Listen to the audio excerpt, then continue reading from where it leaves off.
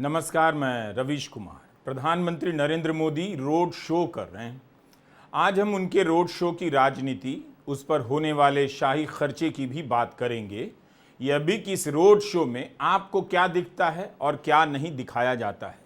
उससे पहले इस सवाल को आपके सामने रखना चाहते हैं कि क्या प्रधानमंत्री मोदी के रोड शो में सेना के अफसर के परिवार को उन पर फूल बरसाने के लिए बुलाया जाना चाहिए था। वडोदरा के रोड शो में कर्नल सोफिया कुरैशी के पिता, भाई और बहन को फूल बरसाने के लिए क्यों बुलाया गया? परिवार तो बहुत खुश है कि उन्हें बुलाया गया, टीवी पर गदगद होकर इंटरव्यू दे रहा है। लेकिन हमारा सवाल परिवार से नहीं है, उसकी खुशी से नहीं है, उस सोच से है जो सेना के अफसर के परिवार को बुलाकर कहे कि यहां से पीएम साहब जा रहे हैं, आप वहां खड़े रहिए और वहां से उन पर फूल बरसाते रहिए। क्या यह ज्यादा नहीं हो रहा? फिर तो प्रेस कॉन्फ्रेंस 3 लोगों ने की। कर्नल सोफिया कुरैशी के अलावा विंग कमांडर व्योमिका सिंह और विदेश सचिव विक्रम मिस्री ने भी प्रेस कॉन्फ्रेंस की। क्या इनके परिवारों को भी फूल बरसाने के लिए बुलाया जाएगा? चलिए, आपके शहर में पीएम का रोड शो हो रहा है, आप लोग घर बैठकर क्या करेंगे? उन पर फूल बरसाइए। क्या विक्रम मिस्री की बेटी को भी बुलाया जाएगा, जिन्हें आईटी सेल के लोगों ने गालियां दी और ट्रोल किया? प्रेस कॉन्फ्रेंस बेहद महत्वपूर्ण होता है, लेकिन ऑपरेशन सिंदूर का लोगो किसने डिजाइन किया, उसकी भी स्टोरी छप रही है। जो जवान शहीद हुए हैं, उनके घरों से कवरेज कम है। तो क्या इस बार कुछ ज्यादा बदल गया, या प्रचार तंत्र से जुड़े लोगों को पहली बार अहमियत दी जा रही है जो पहले नहीं दी जाती थी? फूल बरसाना इतनी बड़ी घटना हो गई कि कर्नल सोफिया की बहन, पिता और भाई का इंटरव्यू हो रहा है। कहीं ऐसा तो नहीं कि ऑपरेशन सिंदूर की सफलता को बताने की जगह हम भुनाने में लग गए हैं? बताना और भुनाना दोनों में अंतर है। फिर शहीद जवानों की तस्वीरें ऑपरेशन सिंदूर के रोड शो में क्यों नहीं होती? उन 16 लोगों की बातें क्यों नहीं हो रही जो पुंछ में मारे गए? अगर तीनों ने प्रेस कॉन्फ्रेंस में अच्छा काम किया है, तो क्या यही इनाम है कि आप फूल बरसाने चलिए? या प्रधानमंत्री मोदी को इन तीनों पर या इनके परिवारों पर फूल बरसाने चाहिए? सीमा से अब कोई बहादुर जवान लौटेगा तो क्या उसे भी प्रधानमंत्री मोदी पर फूल बरसाने के लिए कहा जाएगा, या प्रधानमंत्री मोदी को उन पर फूल बरसाना चाहिए? कलेक्टर अब फोन कर सेना के जवानों और अफसरों के परिवारों को बुलाने लग जाएंगे कि पीएम के रोड शो में आना है, फूल बरसाना है, तो क्या बच जाएगा? क्या शहीद जवानों के परिवारों से भी कहा जाएगा, आपके शहर में प्रधानमंत्री मोदी का रोड शो होने वाला है, आप सबको चलना है, फूल बरसाना है?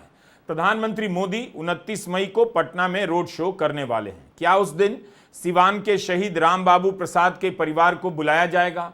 छपरा के मोहम्मद इम्तियाज के परिवार वालों को बुलाया जाएगा? आइए आप फूल बरसाइए, या प्रधानमंत्री मोदी को उनके घरों पर जाना चाहिए? अगर मेरा बेसिक क्वेश्चन ठीक है तो अब आगे बढ़ता हूं। कांग्रेस रोड शो और रैली को लेकर सवाल कर रही है। प्रधानमंत्री नरेंद्र मोदी पहलगाम नहीं गए, आतंकी हमले में मारे गए परिवार वालों के घर नहीं गए, पुंछ नहीं गए जहां पर निर्दोष नागरिक मारे गए, सर्वदलीय बैठक में नहीं आए, संसद के सत्र बुलाने पर कुछ नहीं कहा।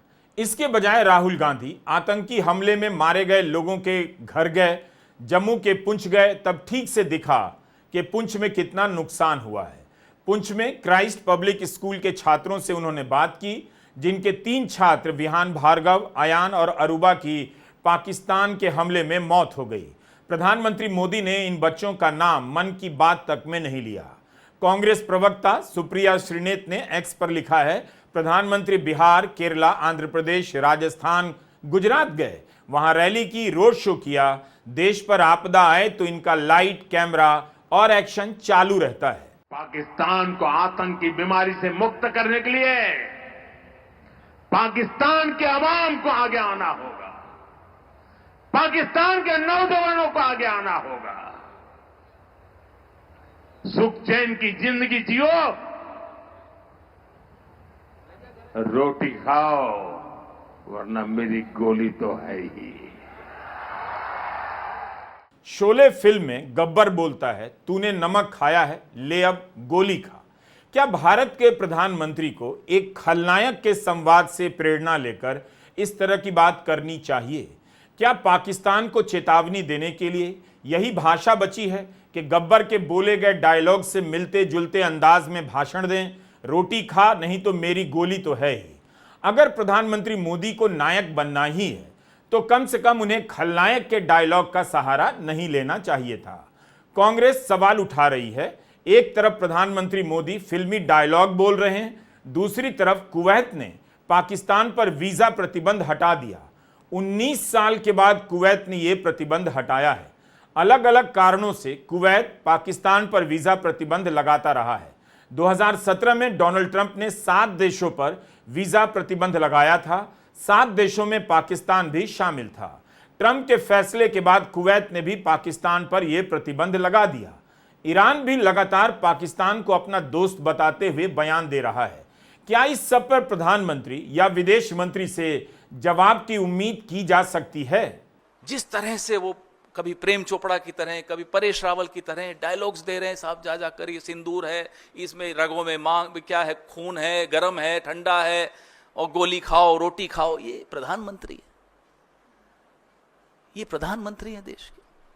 आज तक हमें जवाब नहीं मिला कि 2023 में पुंछ में जो आतंकियों ने किया, 2 अक्टूबर 2024 में गांधरबल में जो किया, गुलमर्ग में अक्टूबर 2024 में जो किया, पहलगाम में अप्रैल 2025 में जो किया, उन आतंकियों का क्या हुआ, वो कहां है? आज तक जवाब नहीं मिला कि सीजफायर किन शर्तों पर हुआ। आज तक जवाब नहीं मिला हाफिज सईद, अजहर मसूद बच के कैसे निकल गए। क्या सीजफायर की शर्तों में इन्हें वापस लाना है या नहीं है? कोई जवाब नहीं। जवाब मांगो, सवाल पूछो तो ये डायलॉग आते हैं आपके पास। पिक्चरें हम सबने देखी है साहब, हमारा सारा बचपन पिक्चरें देखकर गुजरा है। लेकिन गंभीर विषयों पे गंभीर चर्चा होनी चाहिए या पिक्चरों के डायलॉग होने चाहिए? अब आते हैं रोड शो और रैली पर। कांग्रेस के नेता राहुल गांधी भी रोड शो करते हैं, खूब करते हैं। कांग्रेस यहां रोड शो के औचित्य पर दूसरे ढंग से सवाल कर रही है, मगर हमारा सवाल अलग है। कांग्रेस कहती है पहलगाम हमले के बाद सवालों के जवाब नहीं, आतंकी हमले में मारे गए लोगों के परिवारों से मिलने नहीं गए, लेकिन रोड शो किए जा रहे हैं। हमारा सवाल है कि क्या प्रधानमंत्री मोदी को इतनी बड़ी संख्या में रोड शो करने चाहिए? हमारा जोर इतना पर है, हम यह तो कभी नहीं कहेंगे कि प्रधानमंत्री मोदी को रैली नहीं करनी चाहिए, कार्यक्रम नहीं करने चाहिए या रोड शो नहीं करने चाहिए। लेकिन हमारा सवाल है कि इतने रोड शो क्यों करने चाहिए? क्या आप जानते हैं कि एक रोड शो के पीछे उस शहर में कितनी तैयारी होती है? कितने करोड़ रुपए 1 घंटे के रोड शो के लिए पानी की तरफ बहा दिए जाते हैं। 2 दिन से प्रधानमंत्री गुजरात में हैं, वहां 4 रोड शो और फिर 29 को पटना में रोड शो। क्या भारत जैसे देश के प्रधानमंत्री के पास इतना टाइम होता है कि वे घंटे 2 घंटे का रोड शो करते रहें? तो हम रोड शो पर अपनी बात कहने के लिए प्रधानमंत्री मोदी के YouTube चैनल पर मौजूद वीडियो का इस्तेमाल कर रहे हैं, जिस पर लिखा है कोई भी इस्तेमाल कर सकता है। यह बात आपको जानना चाहिए कि हम कोई वीडियो क्यों नहीं दिखाते और क्यों दिखाते हैं। भारत के प्रधानमंत्री के पास इतना वक्त है कि 1 घंटा रोड शो करें, यह हमारा सवाल है। उनके पास इतना वक्त कहां से आ रहा है? गुजरात में कोई चुनाव भी नहीं, वहां 2 दिनों से 4 रोड शो। अहमदाबाद, गांधीनगर, भुज और वडोदरा में जो प्रधानमंत्री 11 साल में 1 घंटा प्रेस कॉन्फ्रेंस के लिए नहीं निकाल पाए, उनके पास रोड शो के लिए इतना वक्त कैसे निकल आया? इससे कम समय में सप्ताह में 2 प्रेस कॉन्फ्रेंस से जनता के कितने सवाल पूछे जा सकते थे? यह भी कि कश्मीर आपकी राजनीति की प्राथमिकता में सबसे ऊपर होता है, फिर भी पहलगाम में सुरक्षा क्यों नहीं थी? बाद में आपने क्या कार्रवाई की? एक सवाल और पूछ लिया जाता, डोनाल्ड ट्रंप सीज फायर को लेकर लगातार ऐसा क्यों कह रहे हैं कि उन्होंने करवाया? आईफोन कंपनी के सीईओ को धमका रहे हैं, भारत ने फोन बनाया तो अमेरिका में बेचना मुश्किल हो जाएगा, टैरिफ लगा देंगे। यही नहीं, आपकी समस्याओं से जुड़े सवाल भी पूछ लिए जाते कि मुंबई में 17 दिन पहले मेट्रो स्टेशन का उद्घाटन किया, एक ही बारिश में उसकी हालत खराब क्यों हो गई? यहां तो ट्रिपल इंजन की सरकार है, इसके बारे में आप क्या सोचते हैं? कितने सारे सवाल हैं। एक तरफ जनता को तुर्की के विरोध के नाम पर बेवकूफ बनाया जा रहा है और दूसरी तरफ नीति आयोग की बैठक में तुर्की के मॉडल अपनाने की बात हो रही है, जिस नीति आयोग के चेयरमैन खुद प्रधानमंत्री मोदी हैं। ये हालत है इनकी। डेडलाइन 2047 की हर चीज के लिए कर चुके थे। फिर ये नया आंकड़ा लेकर आए, या अब हम जापान से आगे बढ़ गए, फिर याद आया कि नहीं अभी बढ़े नहीं है। और नीति आयोग में कल एक बड़ी और रोचक बात हुई परसों। नीति आयोग ने कहा सबको कि भाई तुर्की का मॉडल अडॉप्ट करना चाहिए। ये टर्की का मॉडल अडॉप्ट करने के लिए कहा जा रहा है नीति आयोग की रिपोर्ट में। आपने नहीं देखा? देखिए ना, मैं पढ़ता हूं आपको। NITI Aayog report published on Monday has mentioned Turkey as one of the nations from which India should adopt global best practices to address and bridge the skill gaps in the country's medium enterprises. Skill gaps को ठीक करने के लिए नीति आयोग कहता है कि Turkey का model adopt कीजिए। ये जो मैं कहता हूं आपको, नीतियां सारी ट्रोल्स के हाथ में दे दी। नीति आयोग को बेचारे को पता नहीं चला कि ट्रोल्स क्या कर रहे हैं। ये स्थिति है। और नीति आयोग को छोड़िए, जब पूरी सरकार के लेफ्ट हाथ को नहीं मालूम कि राइट हाथ क्या कर रहा है, तो यही होगा ना। जापान से आगे बढ़ गए जी, अभी दो चार महीने दे दो, अमेरिका से आगे बढ़ते हुए दिखा देंगे और हमारे ट्रोल्स मान भी जाएंगे, जय जयकार भी हो जाएगी। मोदी जी फिर नई कोई वेशभूषा में आएंगे और निकल पड़ेंगे, साहब ये भी हासिल कर लिया, मेरी रगों में व्यापार है, मेरी रगों में एक इस वाली रग में व्यापार है, इस वाली में सिंदूर है। क्या इसी वजह से प्रधानमंत्री नरेंद्र मोदी प्रेस कॉन्फ्रेंस नहीं करते हैं कि इन सवालों के जवाब देने पड़ जाएंगे? रोड शो करते हैं ताकि जनता के बीच दिखते भी रहें और जनता को यह न दिखाई दे कि प्रधानमंत्री मोदी सवालों के जवाब नहीं देते, प्रेस कॉन्फ्रेंस नहीं करते। 2 साल में प्रधानमंत्री मणिपुर तो गए नहीं, वहीं रोड शो करते ताकि कुछ तो संदेश जाता। राष्ट्रपति शासन लगाने के बाद भी मणिपुर की हालत ठीक नहीं। राज्यपाल अजय कुमार भल्ला को 7 किलोमीटर का सफर हेलीकॉप्टर से करना पड़ा ताकि वे राजभवन लौट सकें। एक दिन पहले प्रदर्शनकारियों की भीड़ ने राजभवन में घुसने की कोशिश की थी। यह सब छपी हुई खबरें हैं। यह हालत है वहां की। इसलिए हमारा सवाल है, रोड शो से भारत की जनता को क्या मिलता है? वह कह सकती है कि नजदीक से प्रधानमंत्री मोदी को देखने का मौका मिलता है। तो क्या इतने भर के लिए करोड़ों रुपए खर्च कर, लाखों रुपए की बल्लियां गाड़कर बैरिकेड्स बनाए जाएं ताकि प्रधानमंत्री मोदी रोड शो करें, हाथ हिलाकर अभिवादन करते रहें, भाषण भी ना दें? उस प्रधानमंत्री को यह सब क्यों करना पड़ रहा है जो दिन रात टीवी से लेकर सोशल मीडिया पर नजर आते हैं?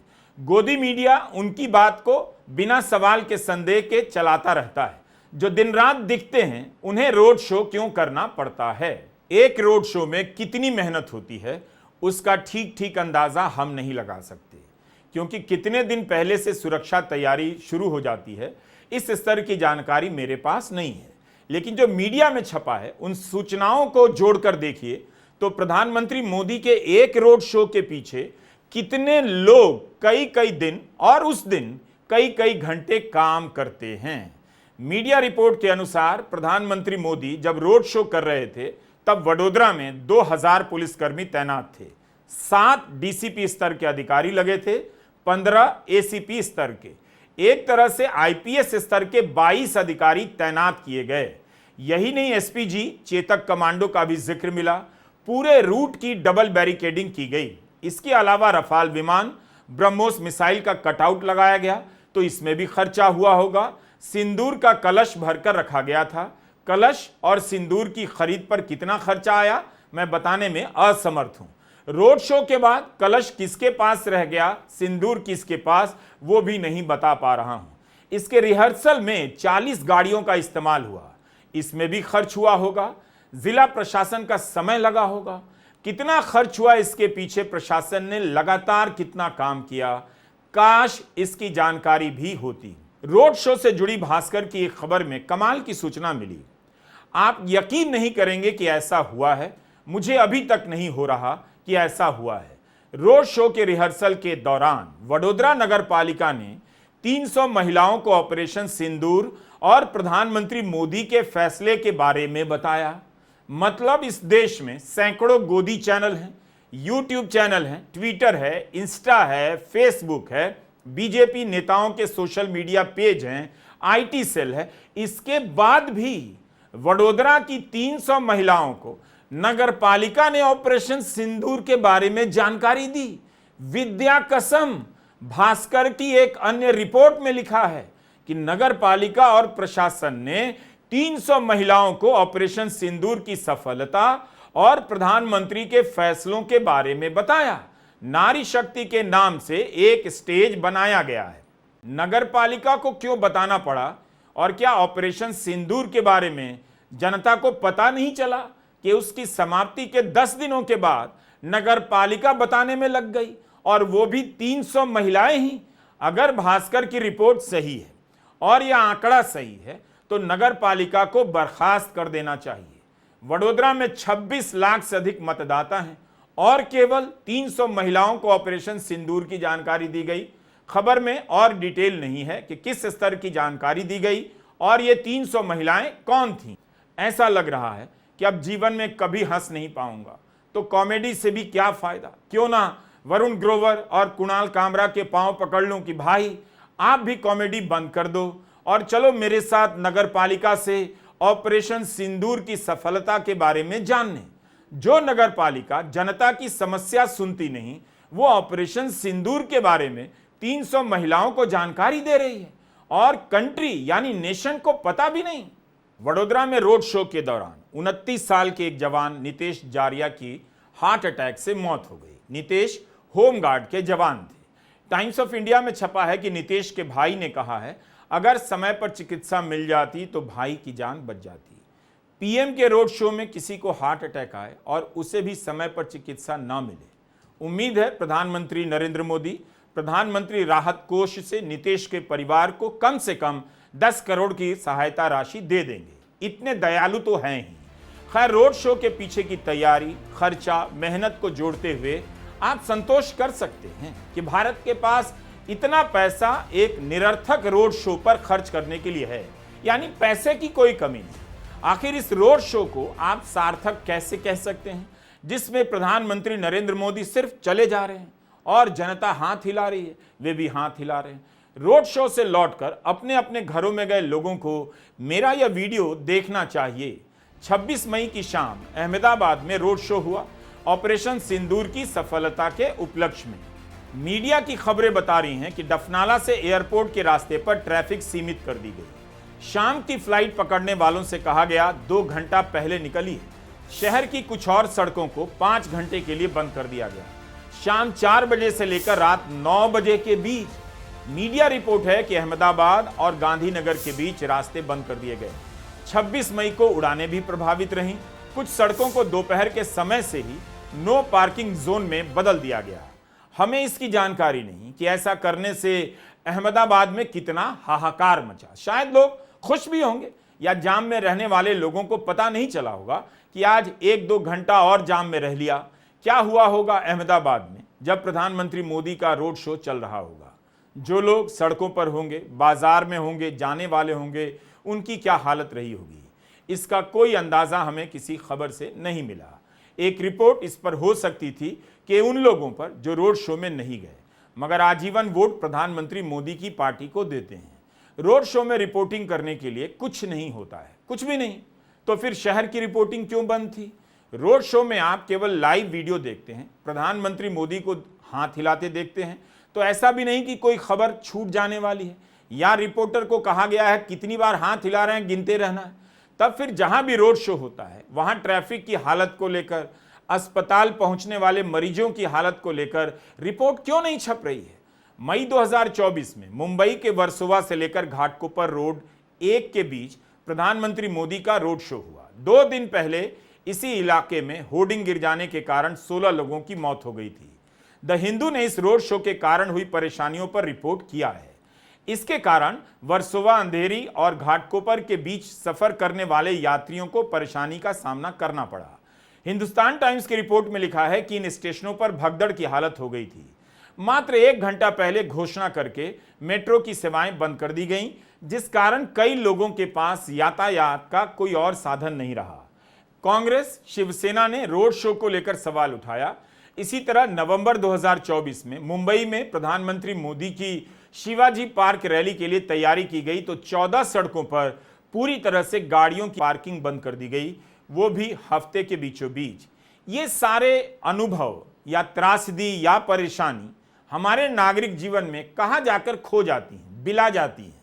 प्रधानमंत्री मोदी के रोड शो से क्या निकलता है, देश को क्या मिलता है?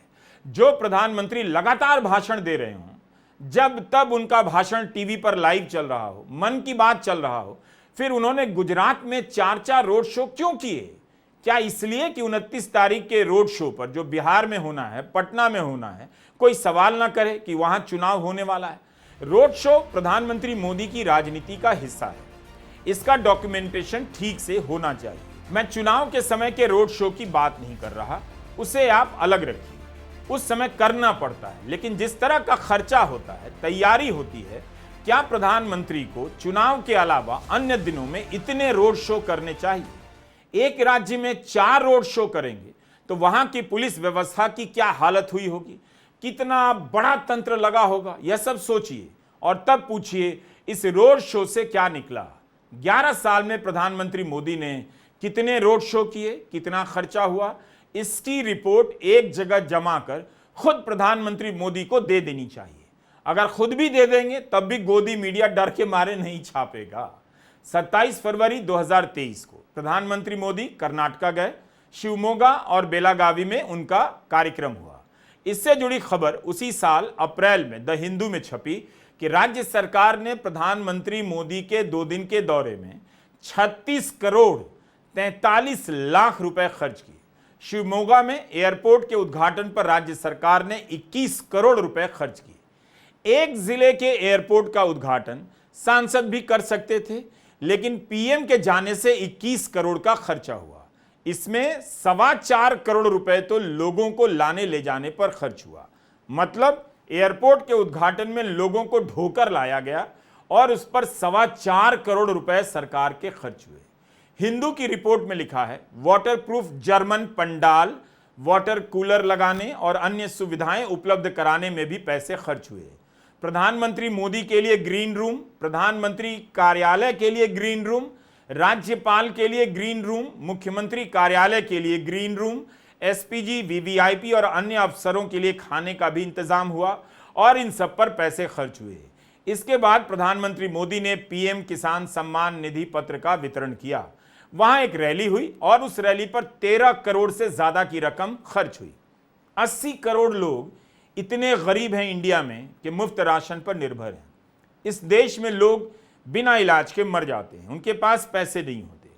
कई गंभीर बीमारियां होती हैं जिनका खर्चा करोड़ों में होता है। ऐसे माता पिता बदहवास मदद मांगते रहते हैं, कोई सुनने वाला नहीं। सरकार इस पैसे से उनका इलाज फ्री में करा सकती थी, ज्यादा तारीफ बटोरती सरकार, लेकिन एक एयरपोर्ट के उद्घाटन पर 21 करोड़ रुपया उड़ा दिया गया।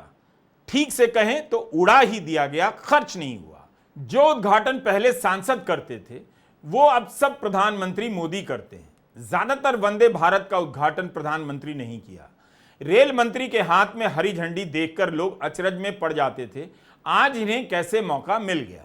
क्या इतनी सी बात आप नहीं समझ सकते कि शिवमोगा जिले के एयरपोर्ट का उद्घाटन सांसद, उनकी ही सरकार के नागरिक उड्डयन मंत्री कर सकते थे तो कितना पैसा बच जाता।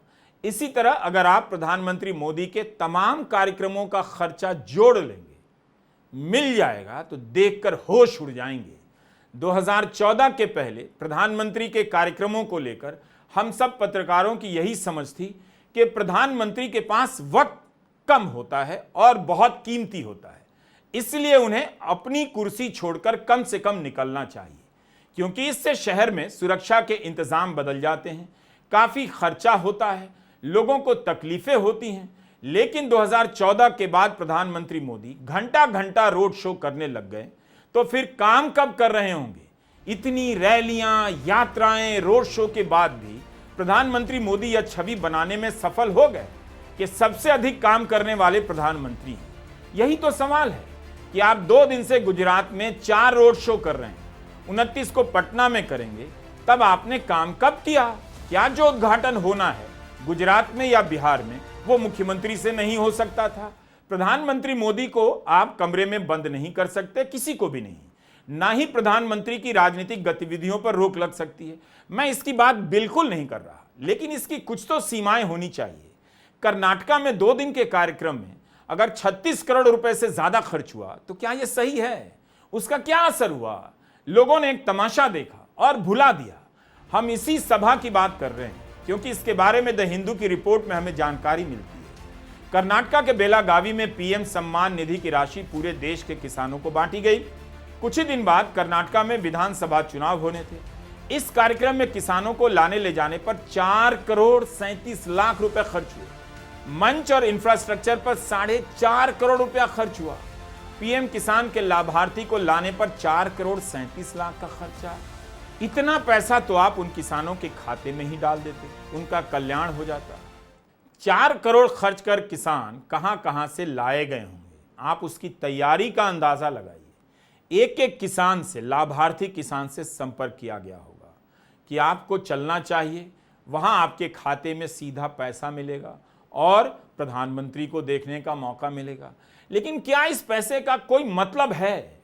एक तरफ आप प्रचार करते हैं, बटन दबाते ही 16,000 करोड़ रुपए किसानों के खाते में सीधे चले गए, यानी आप बचत पर भी जोर देते हैं। तब फिर 4.25 करोड़ से अधिक की राशि खर्च कर किसानों को क्यों बुलाते हैं? चुनाव का ही सोचकर खर्च किया गया होगा। और कर्नाटका में बीजेपी हार गई। प्रधानमंत्री मोदी अब बिहार जा रहे हैं। 2023 के स्वच्छता सर्वेक्षण में पटना का स्थान देश के 400 से अधिक शहरों में 77वां है। शहर के लोग सफाई के बारे में बेहतर बता देंगे। पटना यूनिवर्सिटी में पढ़ाई की क्या हालत है, उसका क्या स्तर है, यह छात्र बता देंगे। चुनावी साल है, प्रधानमंत्री 2 दिन पटना में रहेंगे। हमारा सवाल है, क्या हर शिलान्यास और उद्घाटन प्रधानमंत्री को ही करना चाहिए? बाकी मंत्री क्या कर रहे हैं? बिहार सरकार को अब साथ का साथ बता देना चाहिए कि प्रधानमंत्री के आज के दौरे पर कितना खर्चा हुआ। इससे गरीब राज्य को यह जानकर बहुत खुशी होगी कि भले ही उसकी ज्यादातर आबादी महीने का 10,000 भी नहीं कमा पाती है, लेकिन उसका बिहार प्रधानमंत्री के कार्यक्रमों पर 20 से 30 करोड़ रुपया खर्च कर देता है। बिहार यार, दिलदार यार। भारत की राजनीति को देखने का नजरिया जरा बदलिए और YouTube पर ravishkumar.official वीडियो देखते रहिए। नमस्कार, मैं रवीश कुमार।